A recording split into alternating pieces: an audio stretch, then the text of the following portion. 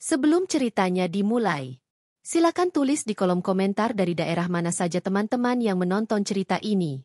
Dan jangan lupa like dan subscribe, agar channel Our Story bisa terus berkembang dan mempersembahkan cerita yang terbaik. Febri membuka matanya perlahan ketika cahaya matahari menembus gorden tipis di jendela kamar. Udara pagi masih terasa dingin. Suara burung berkicau di luar menandakan hari baru dimulai. Ia menoleh ke samping, melihat sosok Harry yang masih terlelap. Wajah suaminya terlihat tenang, nafasnya teratur, seperti tidak ada beban sama sekali. Senyum tipis muncul di bibir Febri. Ia selalu merasa tenang setiap kali melihat Harry tidur. Pria itu adalah cintanya. Orang yang membuatnya berani meninggalkan kampung halaman demi membangun rumah tangga bersama di kota ini. Dengan hati-hati, ia bangun dari ranjang, berusaha agar tidak menimbulkan suara yang bisa membangunkan suaminya. Langkahnya ringan menuju dapur. Aroma beras yang baru dicuci dan air mendidih memenuhi ruang kecil itu.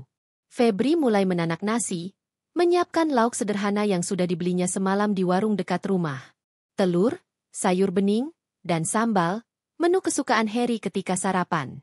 Meski sederhana, Febri selalu berusaha membuatnya dengan sepenuh hati. Tangannya cekatan mengiris bawang merah, sementara pikirannya melayang pada hari-hari yang telah mereka lalui. Sudah 3 tahun ia dan Harry menikah. Banyak suka duka, tetapi lebih banyak syukurnya. Ia merasa beruntung karena Harry selalu berusaha bekerja keras untuk mereka berdua. Setelah semua siap, Febri menata makanan di meja makan. Ia kemudian kembali ke kamar, duduk di sisi ranjang, dan mengusap lembut lengan Harry. "Mas, bangun, sarapannya sudah siap," ucapnya pelan. Harry membuka mata perlahan, menguap kecil, lalu menatap wajah Febri. "Pagi, Feb. Kamu udah bangun dari subuh ya?" Febri tersenyum. "Iya, biar Mas ada tenaga buat kerja. Aku bikin telur kesukaan Mas." Harry bangkit, meraih tangan istrinya, lalu mengecup punggung tangan itu sekilas. "Terima kasih ya. Kamu selalu perhatian." Momen-momen sederhana seperti ini yang membuat Febri merasa rumah tangganya bahagia. Walau hidup mereka tidak mewah, Harry selalu menunjukkan kasih sayang. Setidaknya, begitulah yang Febri rasakan selama ini. Mereka sarapan bersama di meja kecil dekat jendela. Harry makan dengan lahap, membuat Febri tersenyum puas. Setelah selesai, Harry bersiap-siap untuk berangkat kerja. Kemeja putih yang disetrika rapi oleh Febri dipakainya, dasi biru tua dililitkan di lehernya dengan cekatan. "Mas, jangan lupa makan siangnya di kantor. Jangan kebanyakan kopi, nanti lambungnya kambuh," pesan Febri sambil merapikan kerah kemeja Harry. Harry mengangguk. Iya. Kamu ini, kayak ibu-ibu aja ngingetin terus." Febri terkekeh. "Kalau nggak diingetin, Mas suka bandel." Setelah pamit, Harry melangkah keluar rumah. Febri berdiri di depan pintu, melambaikan tangan sambil tersenyum. Begitu pintu pagar tertutup, ia menarik napas panjang, lalu kembali masuk untuk membereskan rumah. Hari-hari Febri biasanya dipenuhi dengan kegiatan sederhana. Ia mengajar anak-anak di sebuah taman baca milik warga setempat. Meski hanya sebagai guru honorer dengan gaji kecil, Febri menikmatinya. Baginya, melihat anak-anak tersenyum dan bersemangat belajar sudah cukup membuat hatinya bahagia.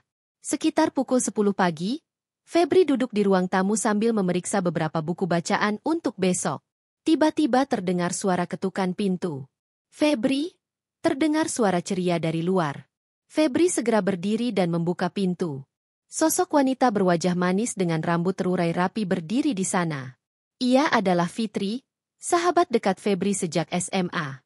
"Fitri, masuklah, aku baru aja bersihin buku-buku." Fitri masuk dengan langkah ringan, senyum lebarnya membuat ruangan terasa lebih hidup. "Aku kangen banget, BRI. Kemarin-kemarin sibuk di kantor, nggak sempet main ke sini." Febri tersenyum hangat. "Aku juga kangen.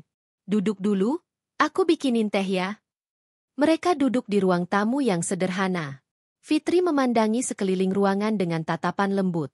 "Aku selalu betah ke sini, BRI. Rumahmu walau kecil tapi terasa hangat." Febri tertawa kecil. "Hangat karena kamu sering datang." Percakapan mereka mengalir ringan. Mereka membicarakan masa lalu, tentang masa-masa sekolah, dan bagaimana mereka dulu selalu berjanji tidak akan pernah berpisah. Fitri memang sudah seperti saudara bagi Febri. Bahkan, dulu Fitri lah yang mengenalkan Harry pada Febri. Gimana kabarnya Harry? Tanya Fitri sambil meneguk teh hangatnya. Alhamdulillah, sehat. Dia lagi sibuk banget di kantor, jadi pulang sering larut malam. Jawab Febri. Fitri mengangguk pelan. Ya, wajar sih. Lelaki kalau udah fokus kerja memang begitu. Kamu harus sabar, BRI. Yang penting kamu tetap support dia. Aku berusaha begitu, kata Febri sambil tersenyum tipis. Hari itu mereka menghabiskan waktu cukup lama bersama. Fitri membantu Febri menyiapkan bahan bacaan untuk anak-anak, lalu ikut makan siang sederhana bersama. Kehadiran Fitri selalu membuat Febri merasa tidak sendirian. Ia yakin persahabatan mereka akan bertahan selamanya. Sore harinya, Harry pulang lebih cepat dari biasanya. Saat masuk rumah, ia tampak terkejut melihat Fitri sedang duduk di ruang tamu. Oh, Fitri, kamu di sini? Sapa Harry dengan nada agak kikuk. Fitri tersenyum. Iya, kebetulan lagi nggak sibuk, jadi main ke sini. Sekalian bantuin Febri. Harry mengangguk, lalu duduk sebentar. Febri dengan sigap menyiapkan kopi untuk suaminya. Mereka bertiga mengobrol sebentar, suasana tampak akrab. Namun, tanpa sadar, tatapan Harry beberapa kali tertuju pada Fitri lebih lama dari biasanya. Febri tidak terlalu memperhatikan hal itu. Baginya, Fitri adalah sahabat yang ia percaya sepenuh hati. Malam menjelang, setelah Fitri pulang, Febri dan Harry makan malam bersama. Obrolan ringan tentang pekerjaan dan rencana kecil mereka mengisi meja makan. Mas, aku seneng Fitri sering main ke sini. Aku jadi ada temen ngobrol kalau masih sibuk kerja, ucap Febri. Harry mengangguk, wajahnya datar. Iya, baguslah kalau kamu seneng. Yang penting kamu nggak merasa kesepian. Hari-hari berikutnya, rutinitas Febri tidak banyak berubah. Pagi ia menyiapkan sarapan untuk Harry, lalu mengajar anak-anak, sore membereskan rumah, dan malam menunggu suami pulang. Fitri semakin sering datang, kadang tanpa memberi kabar dulu. Febri sama sekali tidak keberatan. Ia justru merasa senang karena ada yang menemani. Suatu sore, saat Febri sedang menyapu halaman, Fitri datang membawa sekantong buah. BRI, aku bawain mangga. Tadi ada rekan kantor yang ngasih, kebetulan banyak banget, katanya sambil tersenyum. Febri girang, ia langsung menerima pemberian itu. Wah, makasih banyak, Fit. Pas banget aku belum belanja buah. Mereka duduk di teras sambil menikmati potongan mangga yang manis. Obrolan mereka kembali mengalir, mulai dari urusan rumah tangga hingga gosip ringan. BRI, kamu nggak pernah kepikiran buat ikut kerja lagi? Maksudku kerja di kantor, bukan cuma ngajar anak-anak di taman baca. Tanya Fitri tiba-tiba. Febri terdiam sejenak. Aku sih pengen, Fit. Tapi Harry lebih suka aku di rumah. Dia bilang cukup dia aja yang kerja. Fitri menghela napas. Ya udah kalau begitu.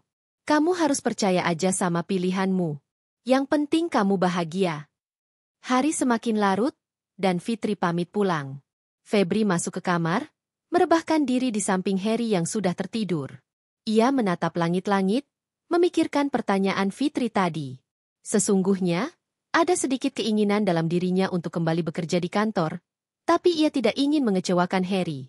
Baginya, kebahagiaan suami adalah segalanya. Ia rela menahan keinginannya demi menjaga rumah tangga tetap harmonis. Harry semakin sibuk akhir-akhir ini. Pulangnya sering larut malam, terkadang lewat tengah malam, dengan alasan rapat kantor yang mendadak atau lembur karena ada proyek besar. Febri menunggu dengan setia di ruang tamu setiap malam, menyalakan lampu kecil di meja, sambil membaca buku atau menulis rencana kegiatan untuk anak-anak taman baca.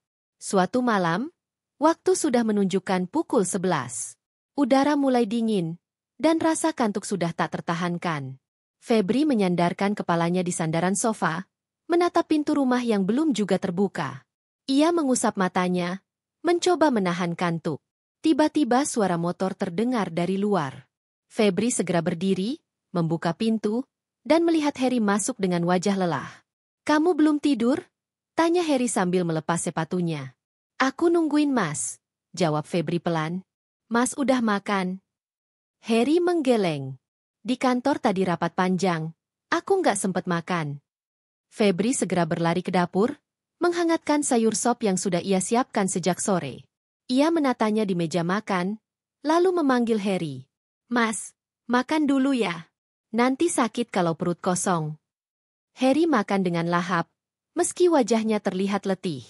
Febri duduk di depannya, hanya memperhatikan. Ada rasa lega setiap kali ia bisa melayani suaminya. Namun, malam itu, Febri merasakan sesuatu yang berbeda. Biasanya Harry akan bercerita sedikit tentang pekerjaannya, sekadar berbagi keluh kesah. Tapi kali ini Harry lebih banyak diam. Matanya kosong, suaranya singkat. Mas, ada masalah di kantor? Tanya Febri hati-hati. Harry menggeleng cepat. Nggak ada. Aku cuma capek. Febri tidak ingin mendesak. Ia hanya tersenyum tipis, lalu merapikan piring bekas makan suaminya. Setelah itu, mereka masuk ke kamar. Harry langsung merebahkan diri, sementara Febri masih sempat berdoa panjang dalam hati, memohon agar rumah tangga mereka selalu diberi kekuatan. Hari-hari berikutnya, pola itu terus berulang. Harry semakin jarang mengobrol, lebih sering sibuk dengan ponselnya. Bahkan ketika sedang bersama Febri, matanya lebih sering menatap layar ponsel ketimbang istrinya. Pernah suatu malam, saat Febri keluar kamar untuk mengambil air minum, ia melihat Harry duduk di ruang tamu, tersenyum kecil sambil menatap ponselnya. Wajahnya berbeda dari biasanya, seolah sedang berbicara dengan seseorang yang membuatnya bahagia. Mas, lagi ngapain? Tanya Febri sambil mendekat. Harry terkejut, buru-buru mematikan layar ponsel. Enggak, cuma baca chat kantor. Oh, Febri mengangguk pelan, meski hatinya terasa aneh. Ia mencoba percaya.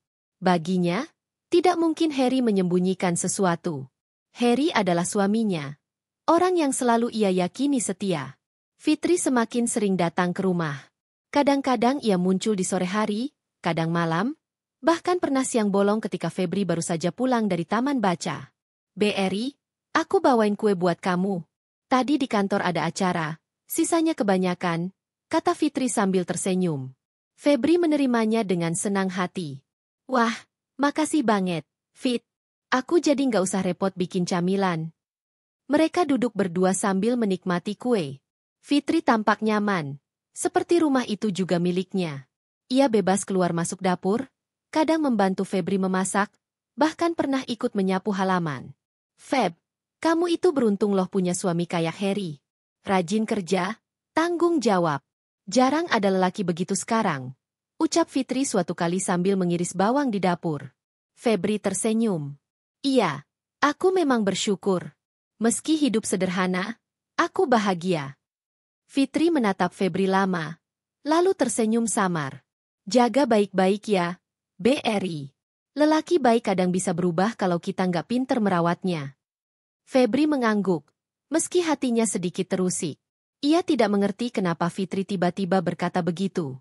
Beberapa kali, Harry pulang dan menemukan Fitri sedang berada di rumah. Anehnya, ia tampak tidak terkejut, malah terlihat senang. Kadang mereka berbicara cukup lama sebelum Febri sempat ikut nimbrung. Suatu sore, Harry pulang lebih cepat dari biasanya. Ia melihat Fitri sedang membantu Febri menatap buku di rak.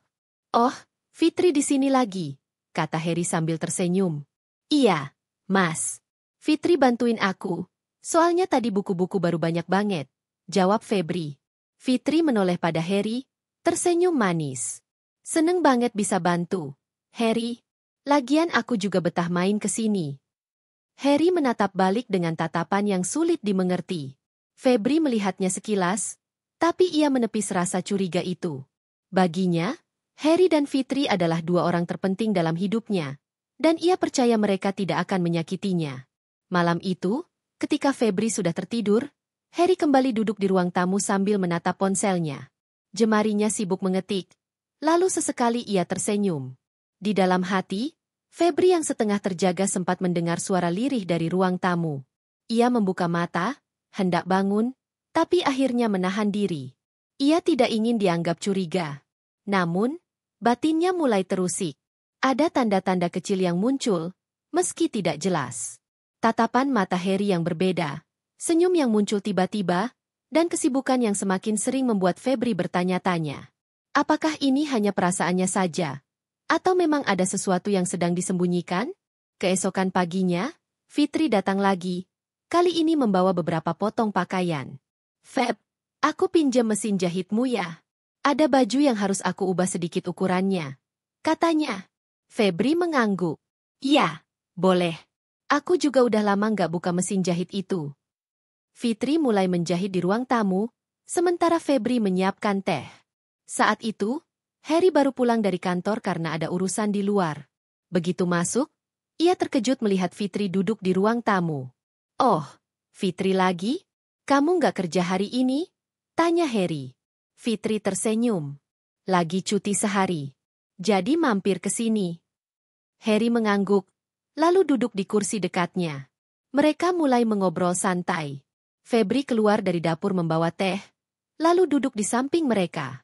Ia mendengarkan percakapan itu, tapi merasa semakin tersisih.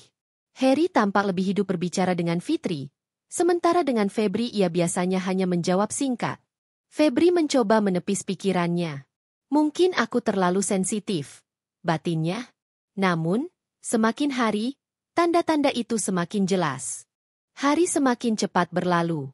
Tidak terasa, ulang tahun Harry sudah semakin dekat. Febri tahu, setiap tahun Harry selalu merayakannya dengan sederhana. Namun kali ini berbeda. Harry berkata ia ingin pesta ulang tahunnya dibuat lebih meriah. Mas mau pesta? Biasanya kan cukup makan malam berdua aja. Tanya Febri suatu malam sambil melipat pakaian. Harry menatapnya sekilas, lalu tersenyum tipis. Iya, aku pengen undang teman-teman kantor, biar sekalian menjalin relasi. Kamu nggak apa-apa kan kalau agak repot? Febri tersenyum hangat. Nggak apa-apa. Justru aku seneng kalau Mas punya banyak teman. Aku bakal siapin semuanya biar acara lancar. Dalam hati, Febri merasa bangga. Ia ingin pesta ulang tahun itu berjalan sempurna, karena menurutnya, Harry layak mendapatkan kebahagiaan. Sejak hari itu, Febri sibuk menyiapkan segala sesuatu. Ia mencari catering yang sesuai, menghias undangan sederhana, bahkan menabung lebih banyak dari sisa uang belanjanya untuk membeli kue ulang tahun terbaik. Baginya, semua itu bentuk cinta. Fitri juga sering datang untuk membantu. Ia memberi banyak saran tentang dekorasi, menu makanan, hingga siapa saja yang sebaiknya diundang. Feb, pesta itu kan acara penting. Kamu harus pastikan semua tamu nyaman. Jangan sampai kelihatan sederhana banget. Nanti Harry malu sama teman-temannya. Ucap Fitri sambil mencatat daftar keperluan di buku kecil. Febri mengangguk. Iya, aku ngerti. Tapi kamu tahu kan kondisi keuangan kami, Fit. Aku berusaha semampuku. Fitri tersenyum samar. Ya udah. Aku bantu pikirin yang simpel tapi tetap elegan. Setiap kali Fitri datang, Febri merasa terbantu. Namun, ada satu hal yang diam-diam mengganggu hatinya. Harry semakin sering ikut berdiskusi dengan Fitri tentang acara itu, seolah-olah lebih percaya pada sahabatnya ketimbang istrinya sendiri. Suatu sore, ketika mereka bertiga sedang membicarakan dekorasi, Harry tampak lebih banyak mendengarkan Fitri. Menurutku balon warna emas sama putih lebih cocok, biar elegan, kata Fitri penuh semangat. Harry mengangguk cepat. Setuju. Itu bagus. Gimana menurut kamu, Feb? Febri tersenyum kaku. Iya, boleh juga. Aku nanti coba cari. Meski bibirnya tersenyum, hatinya sedikit perih. Ia merasa tersisih, tapi mencoba menahan diri. Baginya, yang penting Harry senang. Hari-hari berikutnya, Febri semakin sibuk. Ia memesan kue khusus di toko roti langganan, memilih gaun sederhana untuk dirinya, dan memastikan rumah disulap menjadi tempat pesta yang layak. Namun, ada satu hal yang tak pernah ia sadari. Di balik layar, hubungan Harry dengan Fitri semakin dekat. Percakapan-percakapan kecil yang dulu tampak biasa kini menjadi lebih intens. Kadang Febri menemukan Harry tersenyum saat menerima pesan di ponselnya, lalu buru-buru menutupnya ketika ia mendekat. Kadang Harry beralasan harus pulang lebih malam karena urusan kantor. Padahal Febri tanpa sengaja mendengar tawa pelan dari ujung teleponnya ketika berbicara dengan seseorang. Malam menjelang pesta, Febri duduk di kamar sambil menata gaunnya. Gaun biru tua yang sederhana namun anggun, ia beli dengan menabung sedikit demi sedikit. Ia menatap cermin, mencoba membayangkan dirinya nanti mendampingi Harry di hadapan semua orang. Mas pasti seneng lihat aku rapi begini. Batinnya penuh harap. Harry masuk ke kamar, menatap sekilas gaun yang digantung di kursi. Kamu udah siapin baju? Bagus tuh. Nanti jangan lupa tampil cantik ya. Tamu-tamu banyak yang datang. Febri tersenyum. Iya, Mas. Aku pengen Mas bangga punya istri kayak aku. Harry hanya tersenyum tipis, lalu sibuk dengan ponselnya lagi. Keesokan harinya, pagi menjelang pesta, rumah sudah penuh kesibukan. Petugas catering keluar masuk membawa peralatan, sementara Febri sibuk mengatur dekorasi bersama Fitri. Balon-balon emas dan putih dipasang di setiap sudut, meja ditata rapi, dan lampu gantung diberi tambahan hiasan. Wah, jadi bagus banget, Fit. Makasih ya kamu banyak bantuin aku, kata Febri dengan tulus. Fitri tersenyum. Iya, sama-sama, BRI. Yang penting acara ini berjalan lancar. Harry keluar dari kamar, sudah berpakaian rapi dengan jas hitam. Wajahnya tampak lebih bersinar dari biasanya. Ia menatap dekorasi yang sudah selesai, lalu menoleh pada Fitri. Bagus banget hasilnya. Kamu punya selera bagus, Fit. Fitri tersenyum puas. Makasih, Harry. Semoga semua tamu nanti betah. Febri ikut tersenyum, meski hatinya kembali tersentil. Seakan-akan semua pujian hanya mengalir pada Fitri, bukan pada dirinya. Tapi ia menenangkan diri. Ini demi Harry. Yang penting dia bahagia. Sore itu, tamu-tamu mulai berdatangan. Musik lembut mengalun. Aroma makanan memenuhi ruangan, dan suasana tampak meriah. Febri berdiri di samping Harry, menyambut tamu dengan senyum ramah. Selamat ulang tahun ya, Mas. Bisiknya pelan sambil menggenggam tangan Harry. Harry menoleh sebentar, tersenyum singkat, lalu kembali sibuk menyapa tamu lain. Fitri tampil anggun dengan gaun merah yang mempesona. Banyak mata tertuju padanya, termasuk Harry. Meski berdiri di samping suaminya, Febri bisa merasakan arah tatapan itu. Hatinya sedikit bergetar. Ada sesuatu yang terasa janggal, tapi ia mencoba mengabaikannya. Ia ingin percaya bahwa malam ini adalah malam kebahagiaan mereka. Namun, dalam diam, ada badai yang mulai mendekat. Badai yang perlahan akan mengguncang dunia Febri. Febri duduk termenung di kursi kayu panjang di halaman rumahnya yang sederhana. Sejak kejadian pesta ulang tahun Harry, pikirannya tidak pernah tenang. Malam itu terus berulang dalam ingatannya, seperti film yang diputar tanpa henti. Kata-kata Harry saat mengumumkan perceraian di depan semua tamu, sorot mata sinis Fitri, bahkan bisik-bisik para tamu undangan yang tertawa mengejek, semuanya membuat luka yang tak kunjung kering di hatinya. Ia tidak pernah menyangka, rumah tangga yang dibangun dengan penuh cinta bisa hancur hanya dalam sekejap, di hadapan banyak orang, tanpa sedikit pun rasa malu dari Harry. Yang lebih menyakitkan, sahabat yang selama ini ia percaya sepenuh hati justru menjadi alasan di balik runtuhnya pernikahan itu. Pagi itu, sinar matahari menembus celah-celah tirai yang lusuh. Febri menghela napas panjang. Ia tahu, hidupnya tidak bisa terus berhenti di masa lalu. Ia masih memiliki tanggung jawab yang lebih besar. Anak semata wayangnya. Anak yang masih membutuhkan kasih sayang dan perhatian. Namun, bagaimana ia bisa menjelaskan kepada anaknya bahwa sang ayah memilih pergi demi wanita lain? Bagaimana ia bisa menenangkan hatinya sendiri? Sementara luka yang baru saja ditorehkan masih berdarah? Bu, ayah kapan pulang? Suara kecil itu memecah lamunannya. Anak perempuan Febri, Nadine, berdiri di pintu dengan mata polos penuh harap. Pertanyaan itu menusuk hati Febri. Bagaimana ia bisa menjawab tanpa membuat anaknya terluka? Bibirnya bergetar, mencoba menahan air mata yang hampir jatuh. Ia tersenyum tipis meski hatinya remuk. Ayah? Ayah lagi sibuk kerja, Nak. Tapi kamu jangan khawatir. Ayah pasti sayang sama kamu. Febri mengusap kepala anaknya lembut. Mencoba meyakinkan meski kata-kata itu seperti racun bagi dirinya sendiri.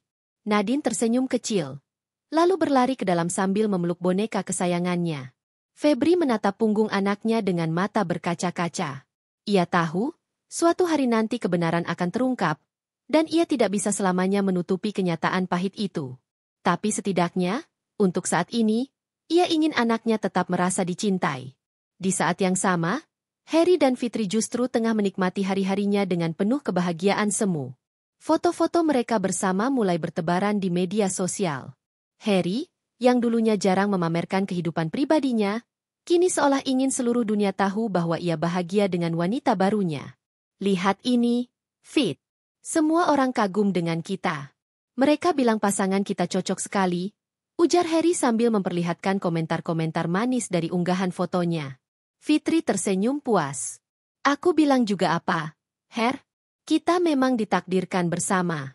Biar saja Febri menelan sakit hatinya sendiri. Itu bukan urusan kita. Kalimat itu membuat Harry terdiam sejenak. Ada rasa bersalah yang samar melintas di wajahnya, tapi cepat-cepat ia menepisnya. Ia memilih menutup mata dari luka yang ditinggalkannya. Baginya, kebahagiaan bersama Fitri adalah hal yang lebih penting daripada menanggung beban perasaan Febri. Sementara itu, Febri harus menghadapi kenyataan bahwa bukan hanya rumah tangganya yang hancur, tetapi juga reputasinya di mata keluarga dan tetangga. Gosip tentang dirinya terus beredar, sebagian besar menyudutkannya. Ada yang bilang Febri istri yang tidak bisa melayani suami, ada yang bilang ia terlalu sibuk dengan anak sehingga melupakan Harry, bahkan ada yang tega mengatakan Febri memang pantas ditinggalkan. Mendengar semua itu, hati Febri semakin perih. Ia hanya bisa menutup telinga, pura-pura kuat di depan anaknya, meski sebenarnya setiap ucapan itu menusuk seperti duri tajam. Sore harinya, ia menerima telepon dari ibunya di kampung. Suara ibunya terdengar khawatir. Febri, benar apa yang ibu dengar? Harry menceraikanmu? Di pesta ulang tahunnya? Pertanyaan itu membuat air mata Febri pecah. Ia berusaha menahan diri, tapi akhirnya tak kuasa menahan tangis. Iya, Bu. Semua orang lihat. Aku malu, Bu. Aku dihina, dibuang begitu saja. Dan, orang yang dipilihnya itu, Fitri, sahabatku sendiri. Suara ibunya tercekat, tak percaya. Astagfirullah, kenapa bisa begini? Nak, kamu sabar ya. Ibu tahu kamu wanita kuat. Jangan biarkan mereka menghancurkan hidupmu. Ucapan itu membuat Febri sedikit tenang. Ia sadar, meski dunia seakan meninggalkannya, ia masih punya keluarga yang tulus mendukungnya. Ia berjanji pada dirinya sendiri, ia tidak akan selamanya tenggelam dalam kesedihan. Ada anak yang harus ia perjuangkan, ada harga diri yang harus ia jaga. Malam itu, setelah menidurkan Nadine, Febri duduk sendiri di ruang tamu. Pikirannya melayang jauh. Ia mulai menyusun rencana dalam hati. Jika Harry bisa tega menghancurkan rumah tangga mereka demi wanita lain, maka ia harus membuktikan bahwa dirinya bisa bangkit, berdiri di atas kaki sendiri, tanpa bergantung pada siapapun. Namun, perjalanan itu tidak akan mudah. Jalan yang harus ia tempuh penuh duri dan air mata. Dan di lubuk hatinya yang terdalam, ada satu pertanyaan yang terus mengusik. Akankah ia bisa benar-benar memaafkan mereka suatu saat nanti? Hari-hari Febri terasa semakin berat setelah perceraian itu resmi diputuskan. Sidang yang berlangsung singkat hanya menjadi formalitas atas keputusan yang sudah diumumkan Harry di pesta ulang tahunnya. Bagi Febri, peristiwa di pengadilan bukanlah hal paling menyakitkan, karena luka terbesar sudah lebih dulu tercipta di hadapan ratusan pasang mata malam itu. Ia kini harus menjalani hidup sebagai seorang ibu tunggal. Rumah yang dulunya penuh dengan suara langkah Harry kini terasa sunyi. Dulu ada aroma parfum lelaki yang memenuhi ruang tamu, ada suara tawa kecil ketika mereka bercanda di meja makan, kini semuanya lenyap. Yang tersisa hanya dirinya dan Nadine. Suatu pagi, Febri sedang menyiapkan sarapan sederhana berupa nasi goreng dengan telur dadar. Nadine duduk di kursi, menatap piring kosong dengan wajah murung. Kenapa? Sayang? Tidak selera makan? Tanya Febri lembut. Nadine menggigit bibirnya. Teman-teman di sekolah bilang ayah sekarang sama Tante Fitri. Mereka nanya kenapa aku nggak tinggal sama ayah. Febri tercekat. Ia tahu cepat atau lambat pertanyaan itu akan datang, tapi ia belum siap menghadapinya. Ia mengelus kepala anaknya, mencoba menenangkan. Sayang. Ayah tetap sayang sama kamu, tapi sekarang kamu tinggal sama ibu. Nggak apa-apa, kan? Kita berdua bisa saling jaga. Tapi kenapa ayah pilih Tante Fitri? Bukannya Tante Fitri dulu sering main ke rumah kita? Nadine menatap ibunya dengan polos. Air mata hampir tumpah dari mata Febri.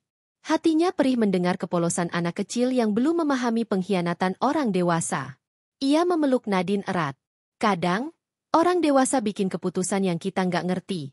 Sayang. Tapi kamu jangan sedih. Ibu selalu ada buat kamu. Hari-hari berikutnya, Febri mencoba bangkit. Ia mulai menjahit kembali untuk menambah penghasilan, pekerjaan yang dulu pernah ia lakukan sebelum menikah. Satu demi satu pesanan datang dari tetangga. Meskipun hasilnya tidak banyak, setidaknya cukup untuk kebutuhan sehari-hari Nadine. Namun, di sisi lain, gosip tentang dirinya tidak juga berhenti. Ketika ia pergi ke pasar, beberapa ibu-ibu berbisik sambil meliriknya.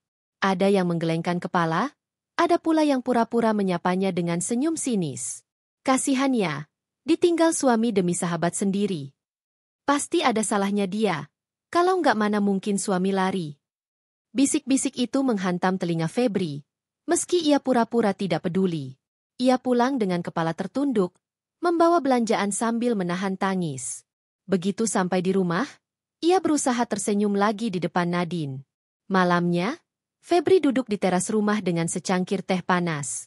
Ia menatap langit yang penuh bintang, pikirannya bercampur aduk. Ia mulai menulis di sebuah buku harian kecil, kebiasaan lamanya yang sempat terhenti. Di sana ia menumpahkan semua rasa sakit, kekecewaan, dan juga harapan kecil yang masih tersisa. Aku harus kuat. Demi Nadine. Demi diriku sendiri. Aku tidak boleh hancur hanya karena mereka. Kalau mereka bisa bahagia setelah menyakitiku, aku juga bisa membuktikan bahwa aku mampu berdiri tanpa mereka. Sementara itu, di rumah mewah Harry, pesta-pesta kecil masih sering digelar. Fitri dengan bangga memamerkan posisinya sebagai istri baru. Ia tidak peduli dengan cibiran orang yang menganggapnya perebut suami sahabat sendiri. Baginya, kemenangan sudah ada di tangannya. Namun, jauh di dalam hatinya, Fitri kadang merasa tidak tenang. Tatapan mata Nadine di pesta ulang tahun Harry selalu terbayang. Anak kecil itu menatapnya dengan penuh kebencian yang tulus. Fitri berusaha mengusir rasa bersalah itu. Tapi setiap kali ia melihat anak-anak kecil, bayangan wajah Nadine selalu muncul. Di sisi lain, Harry mulai menghadapi masalah di pekerjaannya. Beberapa rekan bisnis tidak lagi sepenuhnya percaya padanya setelah isu perselingkuhan dengan sahabat istrinya menyebar. Bagi sebagian orang, urusan rumah tangga tidak penting, tapi bagi dunia bisnis, reputasi adalah segalanya. Namun, Harry tetap menyangkal dampak itu. Ia meyakinkan dirinya bahwa ia sudah mengambil keputusan yang tepat. Meski jauh di dasar hatinya ia tahu bahwa luka yang ia tinggalkan pada Febri tidak akan pernah bisa ditebus. Febri tidak mengetahui pergulatan batin itu. Ia hanya tahu bahwa kini dirinya harus berjalan di jalannya sendiri. Dan dalam keheningan malam itu, ia berjanji pada dirinya sendiri. Suatu hari nanti, ia akan menunjukkan kepada Harry dan Fitri bahwa dirinya bukanlah wanita lemah yang bisa dibuang seenaknya. Ia akan membuktikan, bukan dengan balas dendam, melainkan dengan kekuatan yang tidak mereka duga. Hari demi hari bergulir, kehidupan Febri perlahan mulai menemukan ritmenya. Ia tidak lagi terbangun setiap malam dengan tangisan, meski rasa sakit itu masih sering mengusik di sela-sela kesibukannya. Luka memang belum sembuh, tetapi ia belajar menutupinya dengan kerja keras. Setiap pagi, ia kini sibuk menjahit pesanan seragam sekolah anak-anak tetangga. Kain-kain menumpuk di ruang tamu yang disulap menjadi ruang kerja sederhana. Mesin jahit tua peninggalan ibunya kembali berdengung, menemani langkah baru dalam hidupnya. Walau kadang listrik mati mendadak atau jarum mesin patah, Febri tetap sabar. Ia tahu, ini satu-satunya cara untuk menghidupi Nadine tanpa harus bergantung pada belas kasihan siapapun. Suatu sore, setelah selesai menjahit, ia menerima tamu tak terduga. Seorang wanita paruh baya, Buati, tetangganya, datang sambil membawa setumpuk kain. Feb, ini ada pesanan lagi. Ibu-ibu PKK minta kamu bikinkan seragam untuk acara minggu depan. Bisa nggak selesai cepat? Febri tersenyum ramah meski hatinya berdegup. Pesanan besar seperti ini bisa menambah penghasilan cukup banyak. Insya Allah bisa, Bu. Saya kerjakan mulai malam ini. Buati menepuk pundaknya. Semangat ya, Feb. Jangan pedulikan omongan orang. Saya percaya kamu kuat. Ucapan sederhana itu membuat hati Febri hangat. Ternyata masih ada orang yang melihatnya bukan sebagai bahan gosip, melainkan sebagai wanita yang berjuang. Namun, di sisi lain, bayangan Harry dan Fitri masih menghantui. Foto-foto mesra mereka sering muncul di media sosial, entah karena sengaja diunggah atau disebarkan orang lain. Setiap kali melihatnya, dada Febri sesak, seolah ada pisau yang kembali menusuk luka lama. Nadine pun mulai lebih sering bertanya tentang ayahnya. Suatu malam, ketika mereka hendak tidur, gadis kecil itu mendekat pada ibunya. "Bu, kalau aku ulang tahun nanti, ayah datang nggak?" Febri terdiam. Pertanyaan polos itu kembali memaksa hatinya berhadapan dengan kenyataan pahit. Ia mengelus rambut putrinya. "Kalau ayah nggak datang, nggak apa-apa, sayang. Kita masih bisa rayakan berdua. Yang penting kamu bahagia." "Tapi aku pengen ayah ada. Kayak dulu waktu kita tiup lilin bareng-bareng," jawab Nadine lirih. Febri hanya bisa memeluk anaknya erat. Ia berjanji dalam hati, meski Harry sudah meninggalkan mereka, Nadine tidak boleh merasa kekurangan kasih sayang. Ia akan menggantikan peran apapun yang hilang. Sementara itu, hubungan Harry dan Fitri tidak semulus yang terlihat di luar. Di balik senyum yang mereka pamerkan, ada perdebatan kecil yang sering terjadi. Fitri mulai menunjukkan sisi aslinya yang keras kepala dan penuh tuntutan. "Harry, kenapa kamu belum belikan aku mobil baru? Aku nggak mau terus-terusan pakai mobil lama itu.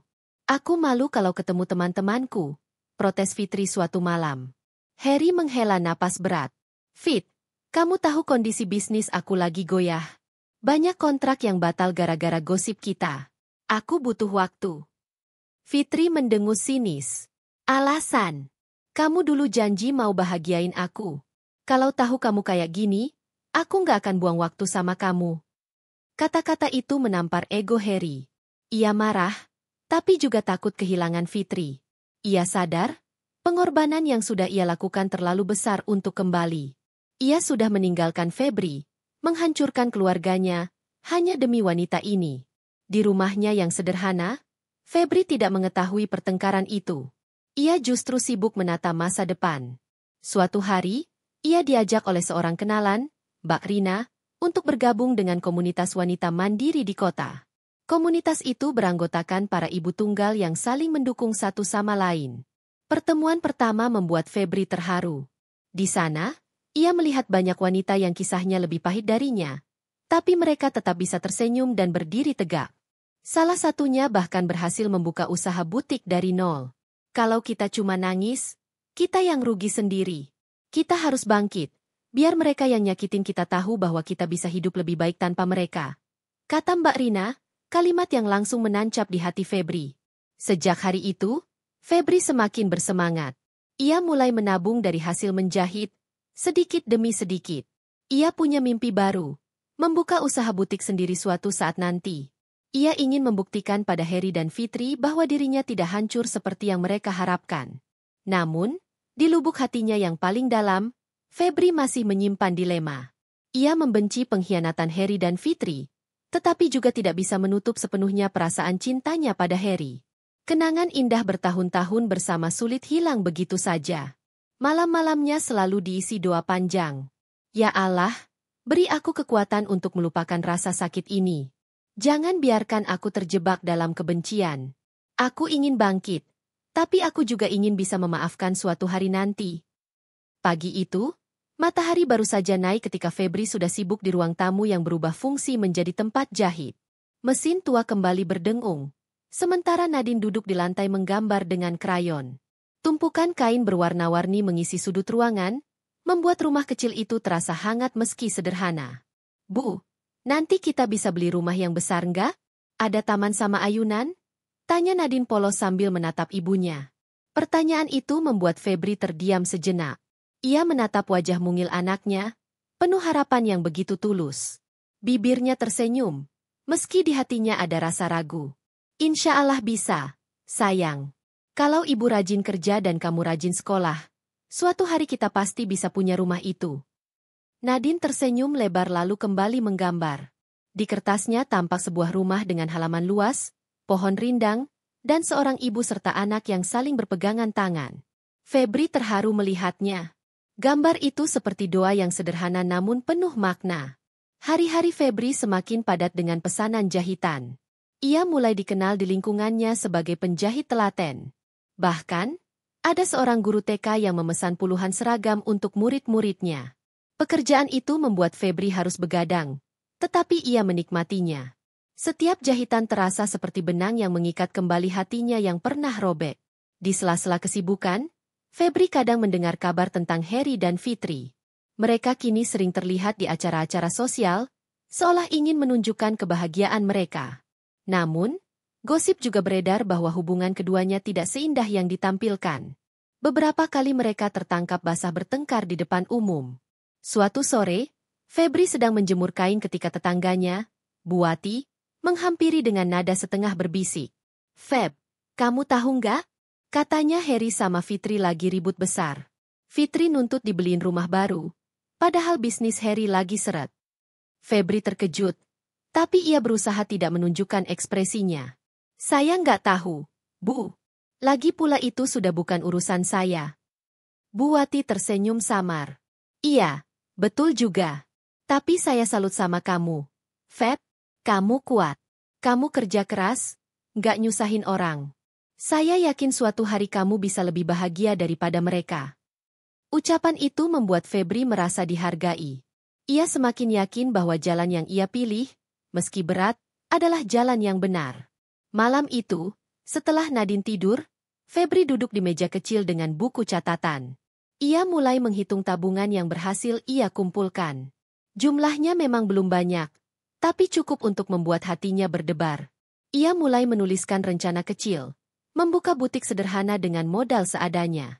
"Kalau aku bisa wujudkan ini, hidupku akan berubah. Aku bisa kasih Nadine masa depan yang lebih baik," gumamnya. Namun, di balik tekad itu, rasa takut masih menghantui. Bagaimana jika usahanya gagal? Bagaimana jika orang-orang tetap meremehkannya? Bagaimana jika Harry dan Fitri kembali muncul, membawa luka lama yang belum sepenuhnya sembuh? Di sisi lain, Harry benar-benar sedang menghadapi badai dalam hidupnya. Bisnis yang dulu stabil kini goyah. Beberapa investor mundur diam-diam. Ia mulai sadar bahwa keputusan pribadinya berimbas pada profesionalitasnya. Fitri, yang dulu tampak manis dan pengertian, kini semakin sering melontarkan tuntutan. "Harry, aku nggak mau tinggal di rumah ini terus. Aku malu sama teman-temanku. Kamu janji mau bahagiain aku, tapi nyatanya, apa? Semua serba pas-pasan," bentak Fitri suatu malam. Harry menahan emosi. "Aku sudah berusaha, Fit. Tapi kamu tahu kondisi sekarang. Kamu pikir gampang cari uang sebanyak dulu? Reputasi aku jatuh karena gosip." Fitri mendengus. "Itu salah kamu sendiri. Kalau dari awal kamu nggak pilih aku, mungkin hidupmu nggak kayak gini." Ucapan itu seperti pisau yang menusuk dada Harry. Ia meninggalkan Febri demi Fitri, dan kini wanita itu justru menyalahkannya. Namun, Harry tidak berani melawan. Ego dan gengsi menahannya untuk mengakui bahwa ia salah langkah. Sementara itu, di rumah sederhana, Febri berlutut di sajadahnya. Ia memanjatkan doa panjang, air matanya mengalir tanpa suara. "Ya Allah, jangan biarkan aku hanyut dalam kebencian. Tunjukkan aku jalan untuk menjadi lebih kuat. Lindungi Nadine, dan berikan aku hati yang mampu memaafkan meski aku masih terluka." Doa itu menjadi penopang jiwanya. Ia tahu, perjalanannya masih panjang. Tapi satu hal yang pasti, ia tidak lagi wanita yang sama seperti dulu. Ia bukan Febri yang bergantung pada cinta Harry. Ia kini seorang ibu, seorang pejuang, yang sedang menata hidupnya dengan caranya sendiri. Fitri berjalan pelan meninggalkan rumah kontrakan kecilnya yang masih gelap gulita. Pagi itu, embun masih menggantung di dedaunan, udara dingin menusuk tulang. Tangannya menggenggam erat sebuah map lusuh berisi dokumen-dokumen penting yang ia kumpulkan beberapa hari terakhir. Wajahnya terlihat tegas, meski ada sedikit gurat kelelahan yang tak bisa disembunyikan. Matanya menatap lurus ke depan, seolah tak ada lagi ruang untuk ragu. Ia melangkah menuju jalan besar untuk menunggu angkot yang akan membawanya ke pusat kota. Hari ini bukan hari biasa, melainkan hari penentuan. Hari di mana ia akan menuntut keadilan dan memperjuangkan harga dirinya yang selama ini diinjak-injak. Semua kebohongan, fitnah, dan penghinaan yang dilakukan Abdur dan keluarganya akan segera terkuak. Saat angkot berhenti, Fitri masuk dengan langkah mantap. Beberapa penumpang menatapnya sekilas, mungkin karena wajah Fitri yang tak asing bagi sebagian orang. Berbulan-bulan terakhir, gosip tentang dirinya sudah menyebar ke seluruh kampung. Ia disebut-sebut wanita tak bermoral, istri yang tak setia, bahkan ibu yang tega meninggalkan anaknya demi lelaki lain. Semua itu hanya fitnah. Tapi orang-orang lebih mudah percaya pada kebohongan yang disebarkan dengan lantang daripada kebenaran yang disampaikan dengan lirih. Fitri menundukkan wajah, mencoba menahan perasaan getirnya. Namun, dalam hati ia berjanji, setelah hari ini semua orang akan tahu siapa dirinya sebenarnya. Ia bukan wanita lemah seperti yang mereka kira. Ia bukan istri murahan seperti yang difitnahkan. Dan ia bukan ibu tak berguna. Sesampainya di pusat kota, Fitri turun dari angkot dan langsung menuju gedung pengadilan agama. Gedung itu menjulang dengan ket putih kusam, ramai oleh orang-orang yang datang dengan masalah rumah tangga masing-masing. Ada yang menunggu giliran sidang, ada yang menangis di sudut, ada juga yang berwajah muram penuh penyesalan. Fitri melangkah masuk, dadanya berdegup kencang, tetapi langkahnya tidak goyah. Di ruang sidang, Abdur sudah duduk bersama ibunya. Mereka terlihat begitu percaya diri, seolah kemenangan sudah di genggaman. Abdur memakai kemeja rapi, wajahnya dibuat tenang, bahkan sesekali tersenyum sinis saat melihat Fitri masuk. Sementara ibunya, duduk dengan wajah angkuh, tatapan matanya menusuk penuh kebencian. Fitri menarik napas panjang lalu duduk di kursi yang disediakan untuknya.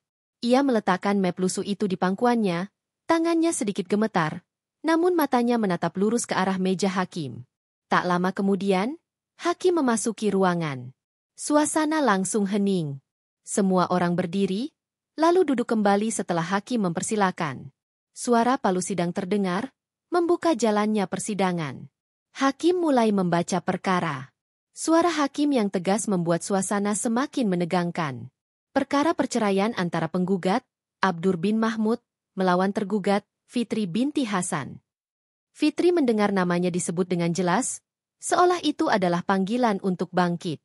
Hakim lalu mempersilakan Abdur untuk menyampaikan alasannya mengajukan gugatan cerai. Abdur berdiri dengan tenang, lalu mulai berbicara. Yang mulia, saya sudah berusaha mempertahankan rumah tangga ini. Tapi istri saya sudah tidak bisa lagi dipercaya. Ia sering berkomunikasi dengan laki-laki lain, bahkan ada saksi yang melihatnya jalan bersama pria itu.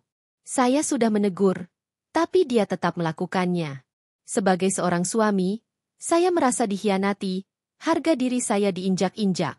Karena itu saya tidak bisa melanjutkan rumah tangga ini. Suara Abdur terdengar mantap, penuh kepalsuan yang menyakitkan. Fitri mengepalkan tangan di pangkuannya. Hatinya perih mendengar fitnah itu diucapkan lagi, kali ini di depan hakim dan banyak orang. Ia ingin segera membalas, tetapi ia harus menunggu gilirannya. Setelah Abdur duduk kembali, hakim menoleh ke arah Fitri. Tergugat, apa yang ingin Anda sampaikan? Fitri berdiri perlahan. Ia menatap hakim dengan mata yang berkaca-kaca, lalu menarik napas panjang sebelum berbicara. Yang mulia, semua yang dikatakan Abdur adalah fitnah. Saya tidak pernah berhubungan dengan laki-laki lain. Selama ini, saya bekerja keras di luar negeri untuk keluarga, untuk anak saya, untuk masa depan kami. Tapi sekembalinya saya ke tanah air, saya justru dituduh berselingkuh, dihina, dan diusir dari rumah. Padahal, tidak ada bukti yang bisa menunjukkan bahwa saya bersalah. Yang ada hanya fitnah yang dibuat-buat. Fitri membuka map lusuh yang ia bawa, lalu mengeluarkan beberapa lembar kertas. Di sini ada bukti transfer gaji saya selama saya bekerja sebagai TKW. Semua saya kirimkan ke rekening Abdur. Tidak ada satupun uang itu yang saya gunakan untuk kepentingan pribadi. Lalu kalau saya dituduh mengabaikan keluarga, di mana letak kesalahannya? Saya sudah memberikan seluruh tenaga dan hidup saya untuk mereka. Hakim menerima bukti itu, lalu memeriksa dengan seksama. Abdur dan ibunya terlihat gelisah. Wajah mereka yang semula tenang mulai berubah, meski mereka berusaha menutupinya. Fitri melanjutkan, suaranya semakin lantang. Saya difitnah selingkuh hanya karena ada seorang laki-laki yang pernah menolong saya ketika saya jatuh sakit sepulang kerja. Orang itu mengantar saya ke rumah sakit. Tapi dari situlah mereka membuat cerita bohong, mengatakan saya punya hubungan khusus. Padahal kenyataannya tidak seperti itu. Semua hanya fitnah. Ruang sidang mendadak riuh. Beberapa orang yang hadir mulai berbisik-bisik. Hakim mengetukkan palunya, meminta ketenangan. Namun, Fitri belum selesai. Ia menoleh ke arah Abdur dan ibunya. Selama ini, saya diam. Saya terima semua hinaan, semua tuduhan. Tapi hari ini saya tidak akan diam lagi. Kalian boleh ambil rumah itu. Kalian boleh hancurkan nama saya. Tapi satu hal yang tidak bisa kalian ambil adalah kebenaran. Dan kebenaran akan terungkap di sini. Wajah Abdur memerah, ibunya tampak terkejut. Mereka tidak menyangka Fitri akan seberani itu. Hakim kemudian bertanya apakah ada saksi yang bisa dihadirkan. Fitri dengan cepat menjawab, "Ada, Yang Mulia." Dari pintu belakang ruang sidang, seorang pria masuk. Dialah tetangga Fitri yang selama ini tahu kebenaran. Ia bersaksi bahwa Fitri tidak pernah terlihat bersama laki-laki lain, kecuali saat ia benar-benar sakit dan butuh pertolongan.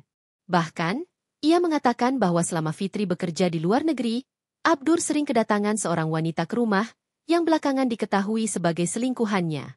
Sontak suasana ruang sidang semakin gempar. Abdur panik, wajahnya pucat. Sementara ibunya mencoba menyela dengan suara tinggi, membantah kesaksian itu. Tapi hakim dengan tegas meminta mereka diam dan membiarkan saksi menyelesaikan keterangannya. Fitri hanya berdiri dengan air mata mengalir di pipinya. Bukan air mata kesedihan, melainkan campuran lega dan kemenangan. Untuk pertama kalinya, kebenaran yang selama ini ia simpan akhirnya keluar juga. Hakim mencatat semua kesaksian dan bukti. Sidang berjalan panjang, penuh ketegangan. Namun satu hal sudah jelas, posisi Fitri kini jauh lebih kuat daripada sebelumnya. Palu hakim diketukkan, suara bergema keras di ruang sidang yang penuh sesak. Semua orang yang hadir terdiam, menunggu keputusan. Fitri berdiri tegak, meski jantungnya berdebar tak karuan. Ia tahu, apapun keputusan hari ini akan menentukan arah hidupnya ke depan. Hakim menatap semua pihak dengan pandangan tajam sebelum akhirnya membuka suara. Berdasarkan bukti-bukti yang diajukan, keterangan saksi, serta fakta persidangan, maka pengadilan menyatakan bahwa gugatan penggugat, Abdur bin Mahmud, ditolak. Pengadilan menilai tergugat, Fitri binti Hasan, tidak terbukti melakukan perbuatan yang dituduhkan. Namun, jika para pihak tetap berkeras untuk berpisah, maka sidang akan memutuskan perceraian dengan catatan, hak asuh anak jatuh kepada tergugat, Fitri, dan penggugat diwajibkan memberi nafkah setiap bulan. Suasana langsung gempar. Beberapa orang yang hadir berbisik-bisik, sebagian tampak kaget, sebagian lagi mengangguk-angguk setuju. Fitri tak kuasa menahan air matanya. Air mata itu bukan kesedihan, melainkan kelegaan yang selama ini ia tunggu. Tubuhnya gemetar, tapi hatinya terasa ringan. Abdur berdiri dengan wajah merah padam. Tidak adil. Ini semua rekayasa. Fitri itu tetap wanita murahan. Hakim sudah dibohongi, teriaknya dengan suara lantang. Hakim mengetukkan palu lagi, kali ini lebih keras. Saudara Abdur, jaga ucapan Anda. Pengadilan tidak akan segan memberikan sanksi jika Anda mengganggu jalannya persidangan. Ibunya Abdur ikut bersuara, menangis pura-pura, mencoba menarik simpati. Yang Mulia, anak saya difitnah. Perempuan itu tidak pantas mengasuh cucu saya. Anak saya bisa lebih bahagia tanpa dia. Hakim kembali menatap dengan dingin. Keputusan sudah dibacakan. Tidak ada yang bisa mengubahnya kecuali melalui banding resmi. Sidang selesai. Palu diketukkan untuk terakhir kalinya. Fitri terisak, lalu menundukkan wajahnya sambil mengucap syukur dalam hati. Ia merasa beban yang selama ini menekan dadanya akhirnya terangkat.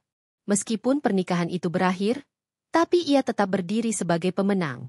Kebenaran yang ia perjuangkan akhirnya diakui. Saat keluar dari ruang sidang, orang-orang mulai berkerumun. Ada yang memandang Fitri dengan iba, ada pula yang kagum. Mereka yang dulu percaya pada fitnah kini mulai ragu. Perlahan, nama baik Fitri yang hancur akan kembali pulih. Abdur menghampirinya dengan wajah penuh amarah. Kau pikir kau menang? Kau pikir dengan keputusan ini hidupmu akan lebih baik? Kau tidak akan bisa membesarkan anak itu sendirian. Kau akan menderita. Fitri menatapnya tajam, kali ini tanpa rasa takut. Aku sudah menderita bertahun-tahun hidup denganmu. Tidak ada yang lebih berat daripada dihina oleh orang yang seharusnya melindungiku. Jadi jangan khawatir, aku bisa melanjutkan hidup tanpa dirimu. Abdur terdiam, mulutnya terbuka namun tak ada kata yang keluar. Ia benar-benar tak menyangka Fitri yang dulu lembut dan menurut kini berdiri begitu kuat. Fitri berjalan meninggalkan gedung pengadilan, melangkah ke arah matahari yang mulai meninggi. Setiap langkahnya terasa lebih ringan. Map lusuh di tangannya kini tak lagi sekadar tumpukan kertas, melainkan simbol perjuangannya melawan ketidakadilan. Di luar gedung, seorang wartawan lokal mendekatinya. Bu Fitri, maaf, bolehkah saya meminta komentar? Kasus Anda cukup menarik perhatian masyarakat. Apa pesan Anda bagi para wanita di luar sana yang mungkin mengalami hal serupa? Fitri menatapnya sejenak, lalu tersenyum tipis meski air matanya masih mengalir. Pesan saya sederhana. Jangan diam ketika difitnah. Jangan biarkan orang lain menginjak harga diri kita.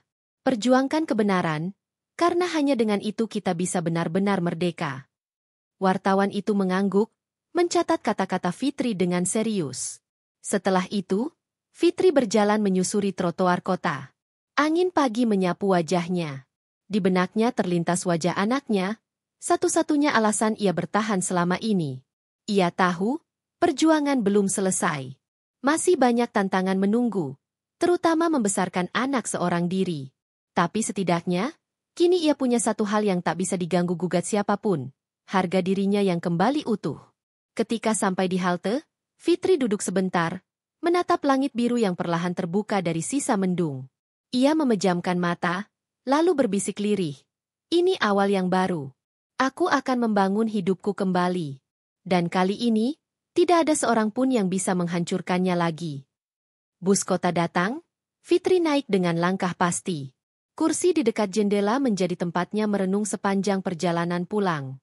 Ia membayangkan wajah anaknya, bayangan rumah kecil yang kini akan ia isi dengan cinta tanpa kebohongan.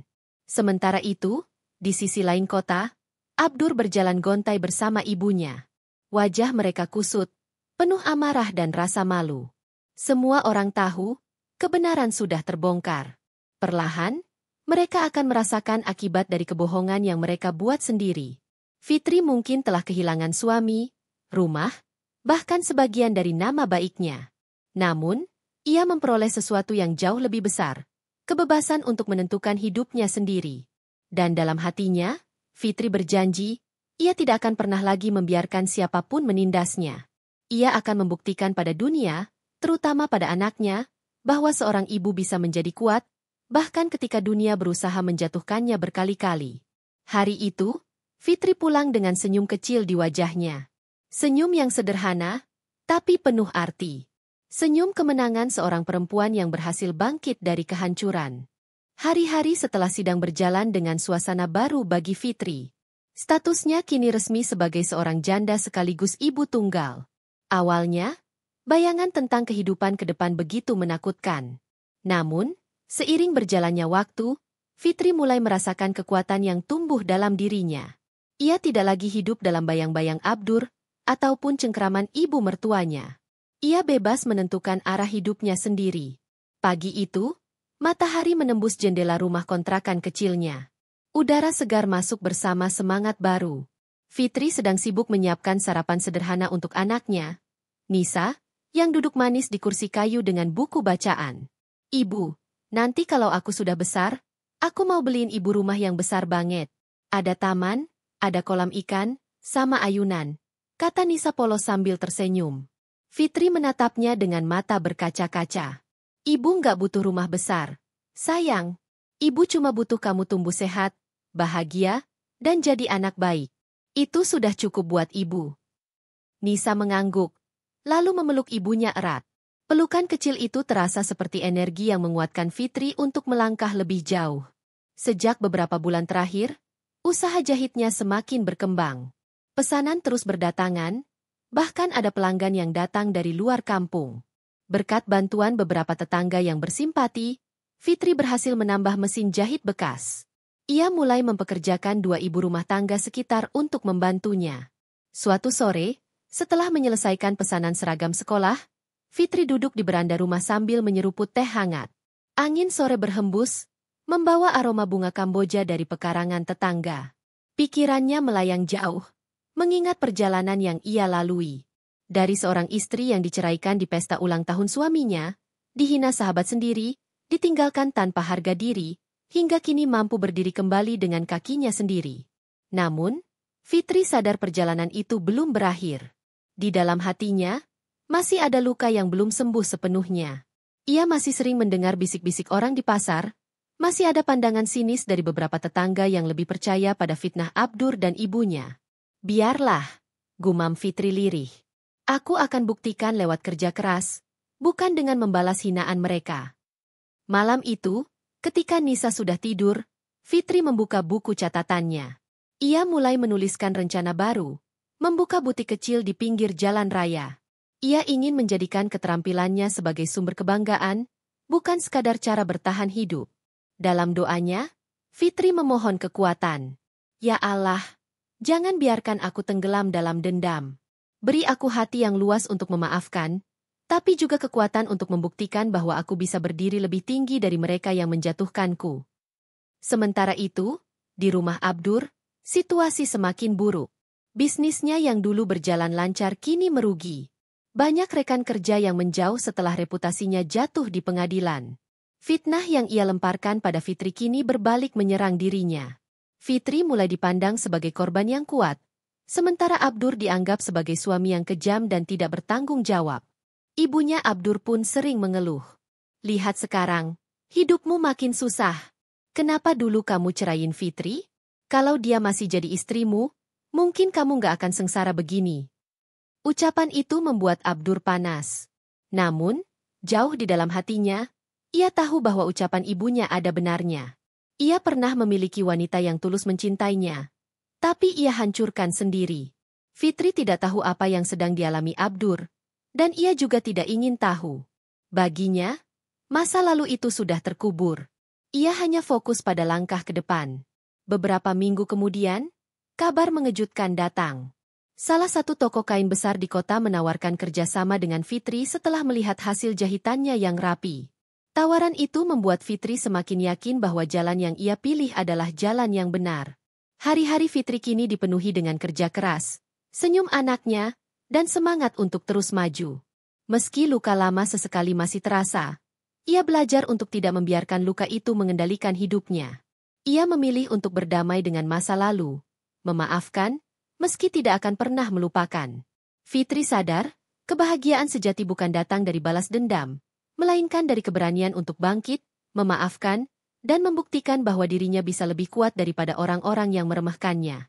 Di malam yang sunyi, Fitri menatap wajah Nisa yang sedang tidur lelap.